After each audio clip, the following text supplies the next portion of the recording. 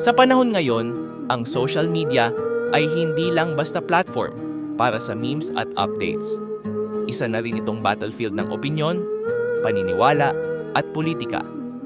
Pero alam mo ba na hindi lahat ng nakikita at nababasa mo online ay tunay? Meet the trolls. Sila ang mga fake accounts or bayarang users na ang trabaho ay magpakalat ng misinformation, sirain ang imahe ng iba, at kontrolin ang opinyon ng publiko. Paano nila nagagawa ito? Mass commenting at spamming. Isang scripted message, inuulit ng paulit-ulit para magmukhang totoo. Fake news at disinformation. Mga edited videos, fake quotes, at misleading headlines na mukhang legit. Character assassination. Paninira sa mga public figures, journalists, at kahit ordinaryong tao na may ibang pananaw. Manipulated engagement. Minsan, libo-libo ang likes at shares ng isang post, pero peke pala ang karamihan sa mga accounts. Pero bakit ito mahalaga? Dahil nagagamit ito para impluwensyahan ang pag-iisip ng publiko at dito pumapasok ang ilang politiko.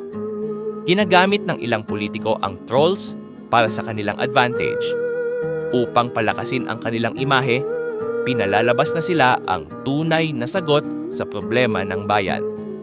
Upang sirain ang kanilang kalaban, gumagawa ng pekeng scandals o controversies para mawalan ng tiwala ang tao sa opponents nila.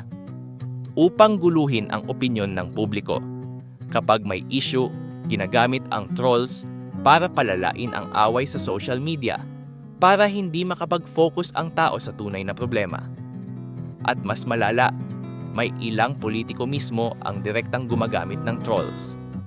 Gumagastos sila ng milyon-milyon para magtayo ng troll farms, mga grupo ng mga bayarang troll na may iisang mission.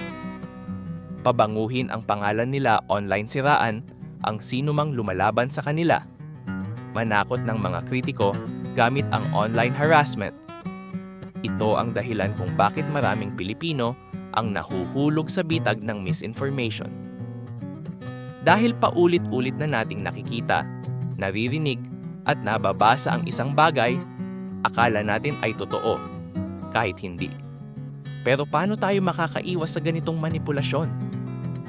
Fact-check bago mag-share. Huwag basta-basta maniniwala sa headlines. Alamin ang source. Huwag makipag-away sa trolls. Ang goal nila ay manggulo at i-divide ang tao.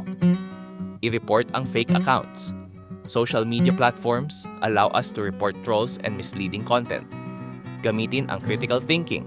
Huwag basta magpadala sa emosyon. Suriin ang impormasyon bago paniwalaan.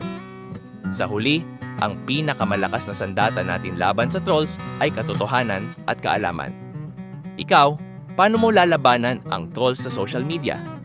I-share ang iyong opinion sa comments.